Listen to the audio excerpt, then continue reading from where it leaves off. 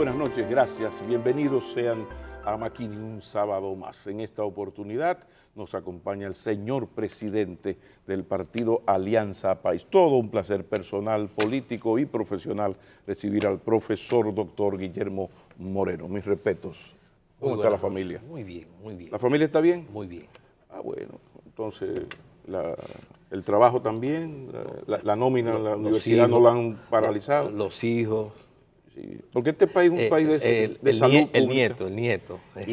Y ya hay nietos. Sí, tengo un nieto. Esos hijos de uno se envejecen rápido, qué cosa tan extraña. Sí, esos hijos se ponen viejos rápido. Mire. Y otra nieta en camino.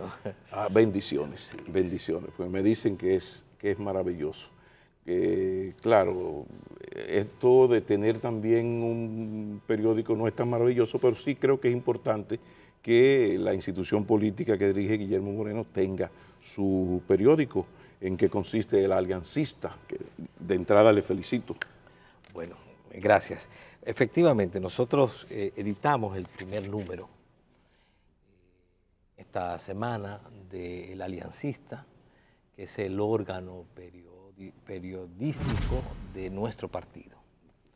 Nosotros creemos en un partido en el cual sus miembros se formen y además de eso creemos en un partido que fije posiciones sobre los distintos temas del país y que orienten y eduquen y concienticen no solamente a los miembros, sino también a las comunidades. Pero esos eran los partidos de antes, así que eran los partidos de antes. Y Alianza País va a ser así. Eso tienen que ser los Pues partidos. yo lo estoy oyendo, me estoy recordando como el PLD, un PLDista del 76, parece usted. Es que usted. esos tienen que ser los partidos de hoy, porque resulta que precisamente lo que ha pasado con muchos partidos no es lo bueno, es lo malo.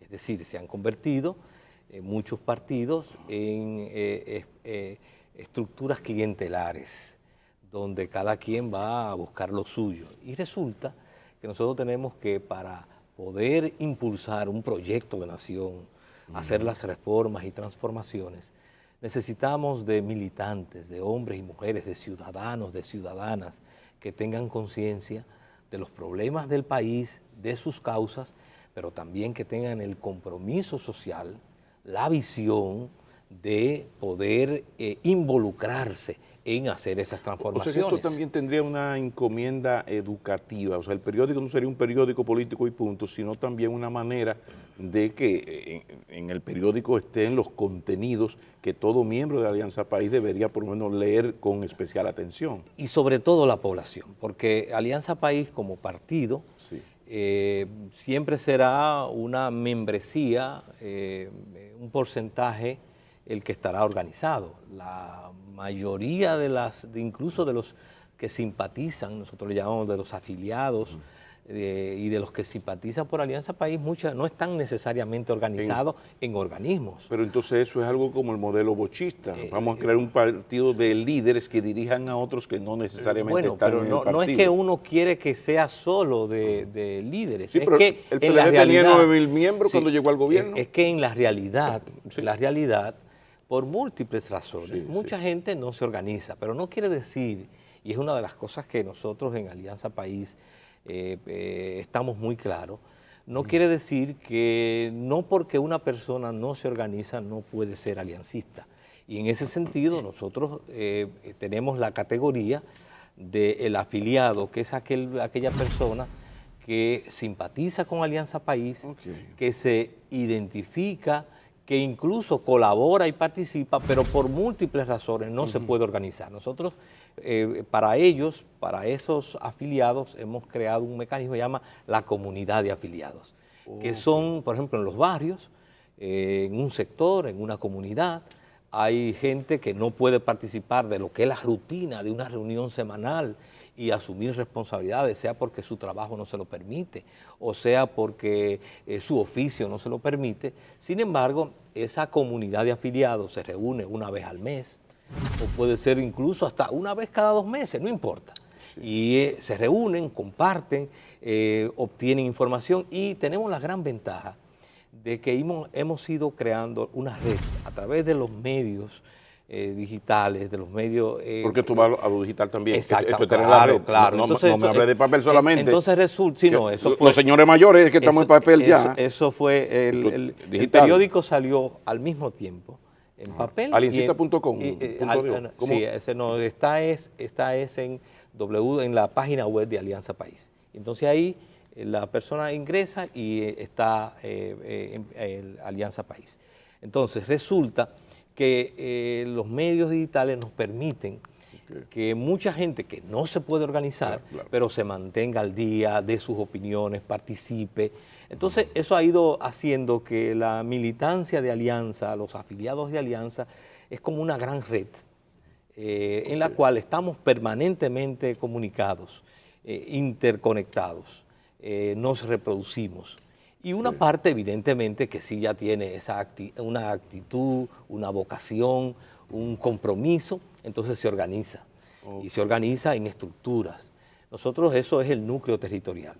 Ese núcleo territorial es el responsable de un territorio, es el responsable político de un territorio, y entonces realiza en ese territorio un trabajo político. Los contenidos fundamentales del periódico, por ejemplo, la primera esta primera entrega. Sí, el periódico en esta ocasión es casi un periódico, vamos a decir un periódico documento, porque resulta que nosotros hicimos el 23 de julio una denuncia y ampliación de la investigación que está llevando a cabo el Procurador General de la República en el caso de Odebrecht, y fuimos ante la Procuraduría y le llevamos esta denuncia. Una denuncia de 77 páginas en la cual nosotros le especificamos las grandes debilidades y las grandes ausencias que hay en la investigación que le ha realizado. Sí, y aquí está, entonces, en términos de divulgación, es una especie, esto es como un álbum de la corrupción entonces, en versión aliancista. Exactamente. Se están pareciendo mucho al PLD de los 70. Y entonces resulta... ¿Usted se acuerda del álbum de la corrupción? Pero claro que sí. Pero usted no va a cometer los excesos del PLD, que cometió errores ahí. Resulta que en la Alianza País... Sí. En todas estas experiencias del pasado, porque hay muchas experiencias del pasado que son rescatables. Sí. El PRD tiene experiencias rescatables y lo tiene el PLD. Lo malo del PLD no es precisamente ese pasado cuando fue dirigido por Juan Bosch, todo lo contrario. No, lo que pasa es que yo esto me da álbum de la corrupción. Ahora, ¿qué resulta? ¿Qué resulta? Nosotros aquí lo que hacemos es que reproducimos ya en forma de artículos muchos de los aspectos que están en la denuncia. Por ejemplo, se trata de divulgar los contenidos en términos más jurídicos, técnicos, en términos periodísticos. Vamos a hablar de eso después de la pausa. Y así vamos a tener más tiempo, porque como ustedes saben, pues sí, hubo una denuncia, solicitud de ampliación de las investigaciones en torno al caso Odebrecht. De eso vamos a hablar con el presidente de Alianza País, el doctor Guillermo Moreno, que está con nosotros.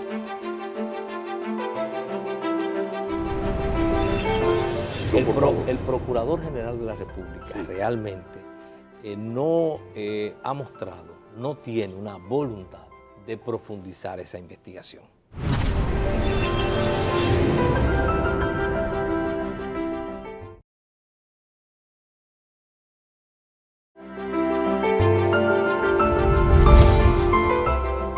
Continuamos esta conversación, entrevista con Guillermo Moreno García, presidente de Alianza País.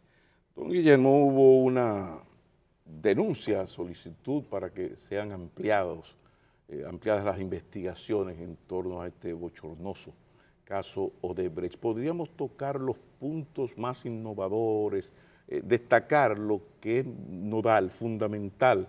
Yo sé que es un material largo, yo lo estuve mirando, pero me gustaría destacar esa ampliación de la investigación, los puntos de la ampliación. Yo sé que está lo de sometimientos, pero a ver. Vamos a ver. Lo primero es que el procurador en su investigación asume como una verdad probada que Odebrecht solo sobornó por un monto de $92 millones. Y asumió como su teoría del caso, de los sobornos, las confesiones de Odebrecht. Y resulta que eso es un error grave en un investigador, asumir como la verdad lo que le confiesa el delincuente. Lo que confiesa el delincuente es una pauta, a partir de la cual... Un indicio para, ¿no? Claro, que incluso puede ser no cierto. O sea, puede ser el indicio para profundizar y encontrar la verdad, pero puede ser el tigre que está asustado y acepta esa delación privada premiada y dice cualquier cosa. Entonces, la primera parte que nosotros establecemos es que no es cierto que los sobornos son solo 92 millones de dólares, y entonces avalamos eso en una serie de elementos indiciarios que aparecen en todo el tramado de Odebrecht, pero además le aportamos que Odebrecht de manera consuetudinaria mintió en el acuerdo de lenidad. Y ponemos como ejemplo el caso de Colombia. En el acuerdo de lenidad, Odebrecht dice que los sobornos, el monto de los sobornos en Colombia fue por 11 millones, cuando la fiscalía, que sí es una fiscalía independiente, la de Colombia, tanto así que tiene citado al propio presidente de la República, investiga... Presupuestariamente es independiente, usted conoce. Sí, independencia presupuestaria. sí, pero tiene... Pero el nombramiento lo hace el Senado. Pero tiene, lo más importante es que se maneja con mucha independencia, y eso ahí tiene tradición Colombia, tanto en derecho constitucional, y también en la propia Ministerio Público. Cuando ellos hacen la investigación, al momento que nosotros presentamos la denuncia, ya la Fiscalía había establecido que los sobornos iban no por 11 millones, sino por 45.6. Ya había establecido, es decir, estamos hablando de 34 millones adicionales que ya la Fiscalía había detectado. Igual pasó en Perú, donde hay otro Ministerio Público con notables niveles de independencia, y entonces hace una investigación propia, no asume como verdad necesariamente lo que afirma Odebrecht, y entonces en el acuerdo de lenidad,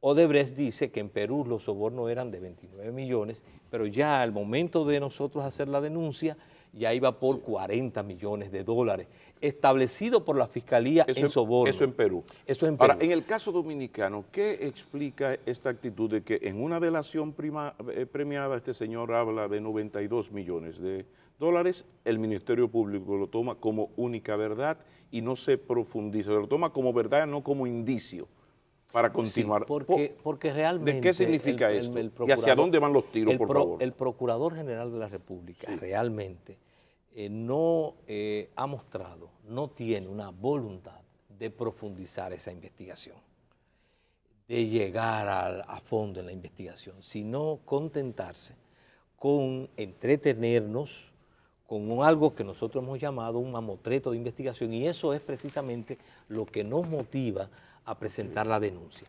Ese es un elemento. Pero ¿qué es otro elemento importante de la denuncia? El procurador solo investiga las obras hasta el 2011. Las obras construidas por Odebrecht entre el 2012 y el 2014, y Odebrecht admite que sobornó funcionarios del 2001 al 2014, esas obras no se investigan.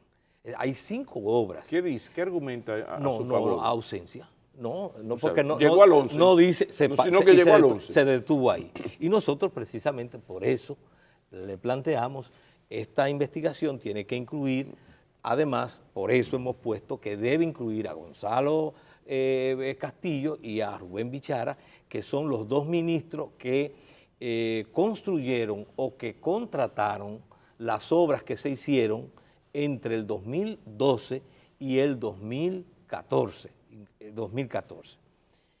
Pero hay algo más. Nosotros establecemos aquí, y nosotros presentamos, que eso está en el periódico, tal vez de manera más visual, nosotros presentamos aquí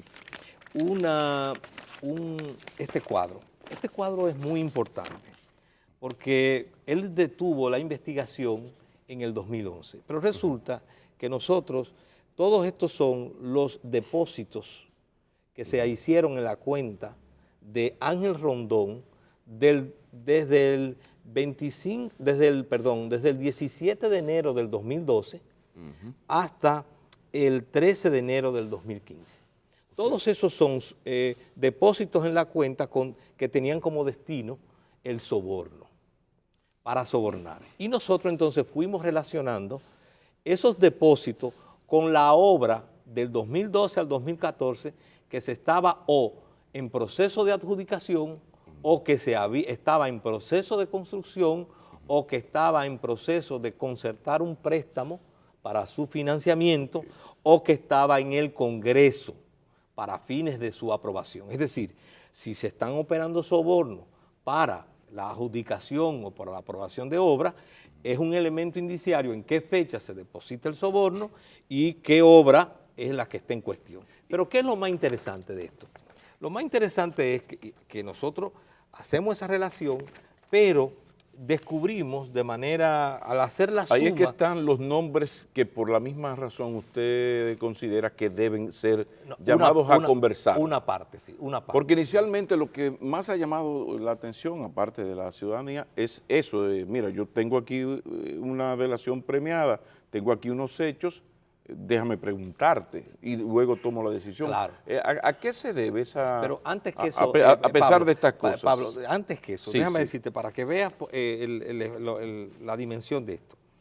Resulta que aquí, cuando nosotros sumamos todos los depósitos hechos en la cuenta de Ángel Rondón del 17 de enero del 12, es decir, antes de entrar Danilo Medina, aquí todavía es Víctor Díaz Rúa el que es el ministro. Por eso es el que recibe, esas son obras de él, pero la termina Gonzalo Castillo.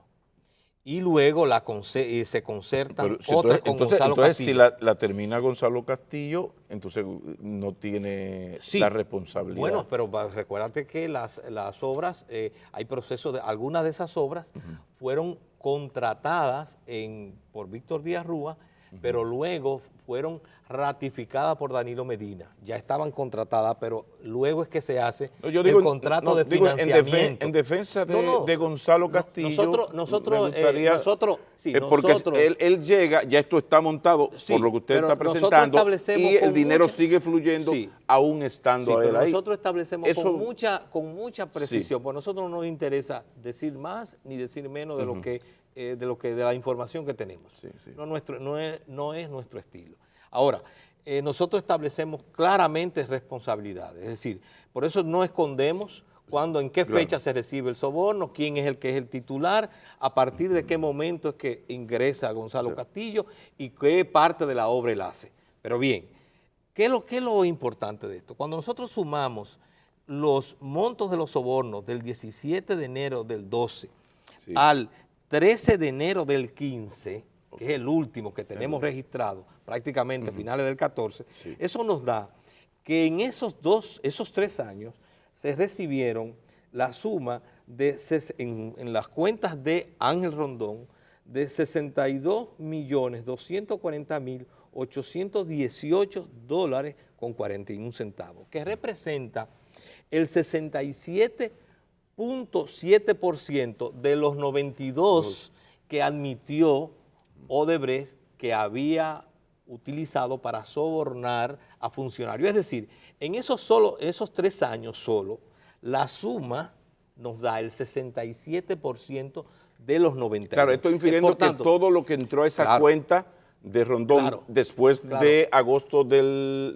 12 fue para hacer esto. ¿Por qué lo digo? Porque es la cuenta que, de acuerdo al Departamento de Operaciones Estructurales, se había especializado desde un banco que había comprado Odebrecht, se había especializado para depositar allí esos sobornos en esas cuentas de unas compañías offshore, unas sociedades offshore que manejaba Ángel Rondón, y entonces esos sobornos, esos depósitos tenían como objetivo entonces los sobornos. Tenemos que ir a una pausa. Cuando retornemos debemos continuar porque hay una gran preocupación. Hay una gran preocupación. Una mujer de la credibilidad y de la autoridad moral y de la calidad profesional de Miriam Germán lo ha advertido. Si esto es lo que ustedes están haciendo, así no es. Con esto, en dominicano, hay temor de que el expediente, temor y ya indicios de que el expediente que se tiene y que se ha elaborado hasta este momento no sea suficiente para en un juicio público, oral y contradictorio condenar a Juancito Pérez Vidal, alias Tito. Hay un gran temor. Después de la pausa, yo quiero que hablemos un poco de eso, porque lo que estamos viendo aquí es va un poco en ese camino. Guillermo Moreno está con nosotros, ya regresamos. Ellos no recibirán la sanción que le corresponde. Buscarán la forma, los mediadores y las mediaciones para o diluirlo o encontrarles bajaderos.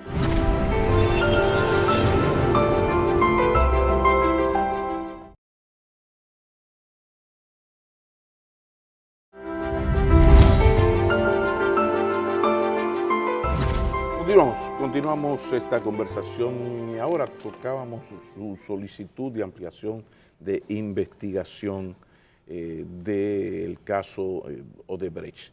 Esto nos llevó a la presentación del post-2012. Usted sostiene que la cosa no termina en el 2011 como defiende la Procuraduría, sino que continuó y que es un error de parte de la Procuraduría, siempre según Guillermo Moreno, el hecho de que no se haya actuado en ese entorno, en ese aspecto. Sí, incluso la última obra que todavía construye Odebrecht es Punta Catalina, y precisamente es la obra de todas, posiblemente las construidas por Odebrecht, que tiene mayores cuestionamientos, sobre todo en términos de sobrevaluación.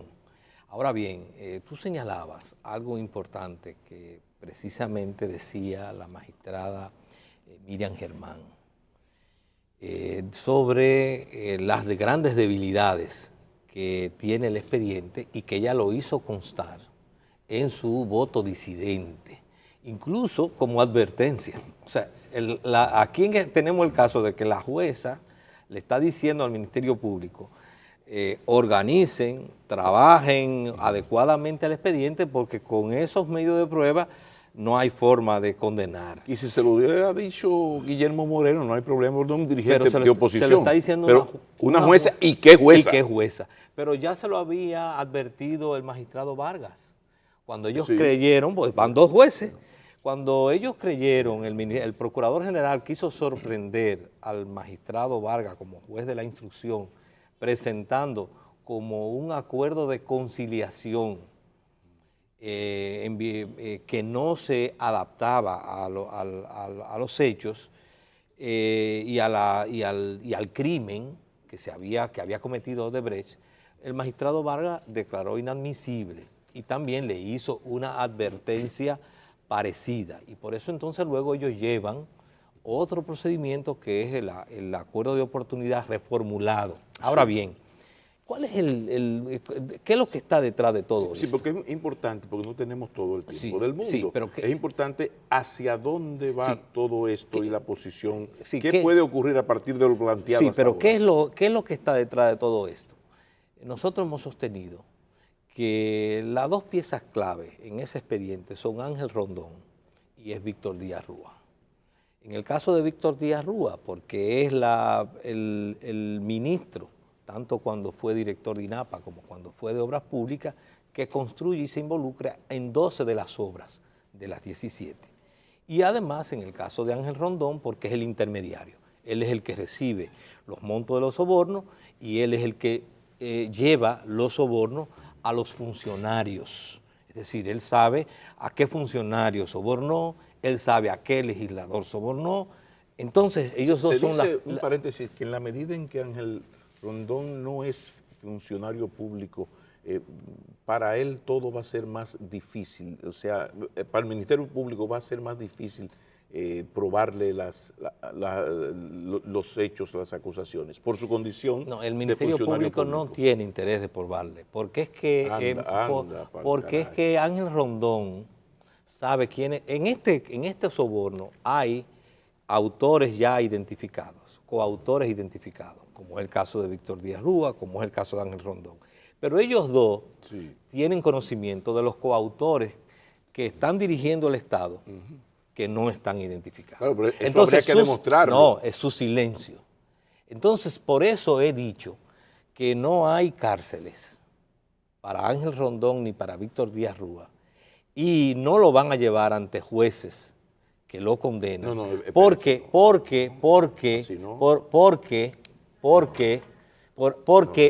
el nivel de información que tiene Víctor Díaz Rúa y que tiene Ángel Rondón permite que puedan ejercer la presión debida al poder político, porque Ángel Rondón y Víctor Díaz Rúa saben que Danilo Medina, que el Palacio Nacional, pero específicamente Danilo Medina, es el jefe político del Ministerio Público y es el jefe político del Poder Judicial. Guillermo Moreno. Entonces, si yo tengo conocimiento... Perdóname la interrupción, es que yo apuesto, por ejemplo, yo estoy de acuerdo en que todos estos encartados estén en sus casas, todos, esperando que un tribunal les llame, y si le cantaron 10, 20, 30 años, que paguen.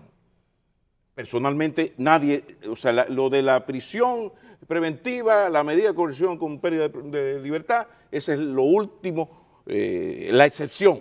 Entonces yo estoy de acuerdo. Ahora, cuidado, pobre de este gobierno o de cualquiera, que se crea que esto se puede terminar aquí con el sentido de lo internacional, porque esto llega de fuera, y con una marcha verde que ha demostrado que hay una baja clase media hacia arriba que está indignada y militando. Entonces, lo que te pregunto es, ¿tú crees entonces, por lo que acabas de decir, perdóname que te haya interrumpido, que entonces esto se va a quedar así, que estos señores se van a quedar en la casa y que no habrá un juicio público oral y contradictorio?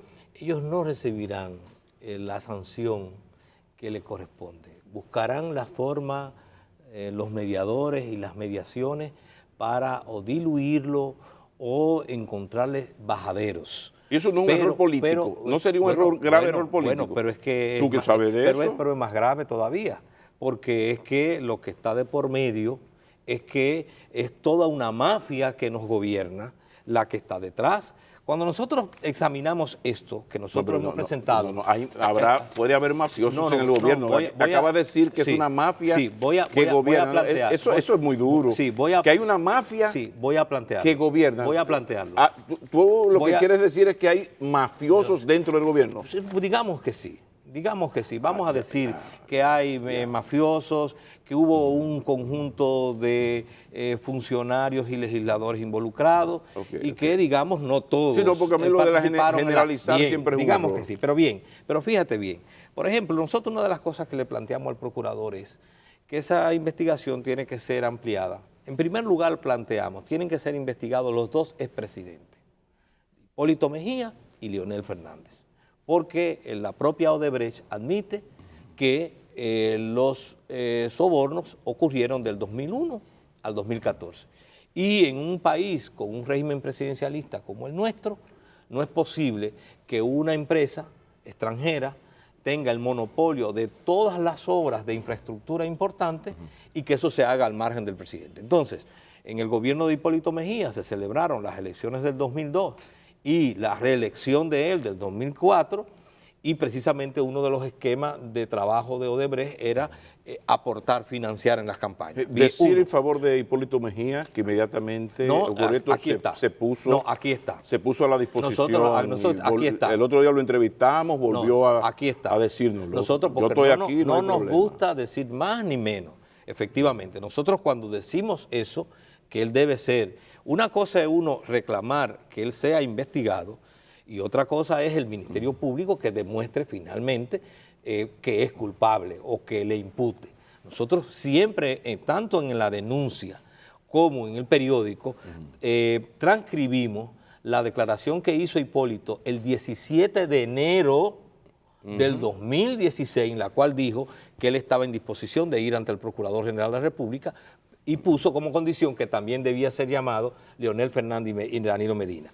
En conclusión, decimos la universidad, en conclusión. Entonces, déjame terminar ese punto. Sí. Entonces, además de ellos dos, también debe ser llamado a investigación Danilo Medina porque Danilo Medina tiene implicaciones directas en el caso Odebrecht. No solamente su asesor fue pago por Odebrecht, que es Joao Santana, no solamente tenía oficina en Palacio Nacional, sino que además en el gobierno de Danilo Medina se traslada el Departamento de Operaciones Estructurales, que era el Departamento de Soborno de Odebrecht, precisamente por toda la debilidad. Pero además, nosotros decimos, tienen que ser llamados a investigar, no solamente... después que tú llamaste a esos dos, pero a Juancito Pérez Vidal, alias Tito. Son muy específicos. Tienen que ser llamados a investigar, no solamente Temístocle Montá, sino también Vicente Bengoa. ¿Por qué? Porque Vicente Bengoa es responsable de la firma son explicaciones. 14. Como estaba ahí, llamarlo para explicar. Tiene que ser llamado, incluido en la investigación. Daniel Toribio es responsable de la firma de 5 y Simón Lizardo es responsable de la firma de 3. Pero además... O sea que por haber firmado ya eso es suficiente para ser investigado. ¿Por qué? Porque estamos hablando, y no es tan sencillo, Pablo. Sí. ¿Por qué tienen que ser investigados? Porque estamos hablando de una empresa que ha admitido que sobornó funcionarios y no ha dicho cuáles específicos. Entonces resulta que toda la trama de la construcción de las obras, una parte se da en la adjudicación, otra parte se da en el contrato de financiamiento y otra parte del soborno se da en el Congreso. Por eso también tienen que ser llamados a investigación Reinaldo Pared, Cristina Lizardo y Abel Martínez. ¿Por qué? Reinaldo Pared. El por qué, para terminar el programa, el por qué me lo vas a decir después de una pausa, porque tenemos unos anunciantes que hay que darle un cariño, porque si no la cosa no se puede. Vámonos a esa pausa y minutos muy finales de esta entrevista con Guillermo Moreno García. Ya regresamos.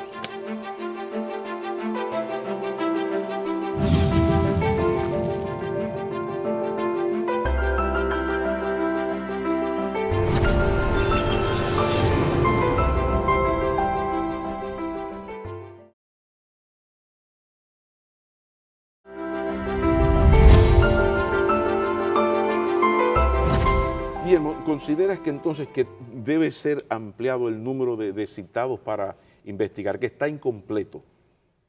Sí, claro. Mira, nosotros hemos incluido también 3 legisladores que son cabeza del Congreso y que tienen un rol de jefatura política en su momento, que es el caso de Reinaldo Pared.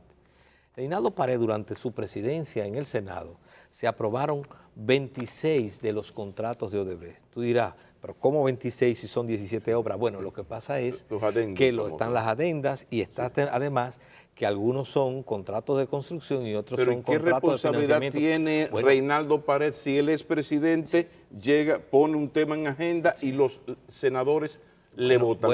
Reinaldo Pared, él tiene que ser investigado porque resulta... Pero ya te estoy explicando en defensa de Reinaldo. Sí, me di cuenta. Ahora yo te voy a explicar qué es lo que resulta. Una investigación tiene que ser el espectro completo y uno de los escenarios de soborno eran los legisladores. Si durante la presidencia de Reinaldo Pared se aprobaron 26 de los contratos, es decir, prácticamente el 80% de los contratos, y Reinaldo Pared tiene una cualidad, que no solamente era presidente del Senado, es secretario general del PLD y es además el que bajaba la línea de que ese contrato tenía que ser aprobado, porque todos sabemos que esas decisiones... Todos sabemos en leyes no es muy bueno. Aquí todo el mundo sabe que pero resulta, en un tribunal no es muy bueno. Resulta que Felucho Jiménez dijo que todos estos contratos se discutían en el comité político y se llevaban líneas. Es decir, todos esos elementos, incluso hasta para aclararlo, él por ejemplo dijo, yo pasé por el lodazal y no me enlodé. Bueno, él está admitiendo que el Congreso era un lodazal.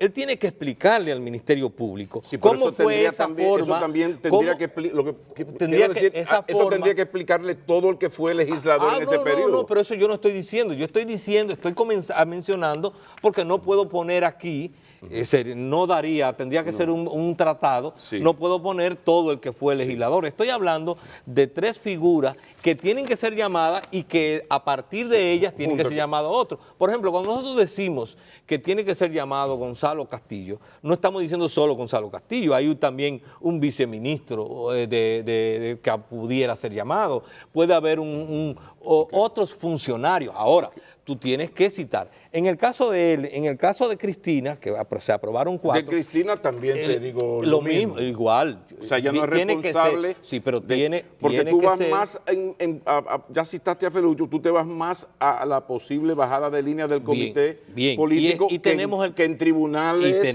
y tenemos el caso también de Abel Martínez, que aprueba 18 de los contratos que se hacen en Odebrecht. ¿Qué significa todo esto? Que la investigación tiene que ser ampliada, es lo que nosotros estamos planteando. Entonces, nosotros no estamos diciendo ellos son culpables o no, tiene que ser ampliada, porque no es posible que esta investigación se realice sin tener primero una teoría del caso, y esa teoría del caso implica el escenario legislativo, que era donde finalmente se aprobaba y donde hay práctica de Odebrecht y del Departamento de Operaciones Especiales, donde también sobornaban legisladores. Entonces, finalmente, Guillermo Moreno García, partiendo de los temores de la jueza Germán, del juez Vargas, de los neófitos en el tema, de los curiosos del derecho, y de lo que hasta ahora conocemos de estos expedientes, que son la suma de todas las torpezas, que fueron desmontados uno a uno, los aspectos y las metidas de pata. ¿Qué va a hacer, qué va a plantear Alianza País y Guillermo Moreno si a la hora de la verdad los resultados de ese juicio, si es que se hacen esos juicios, declaran inocentes o no se actúa como ustedes esperan?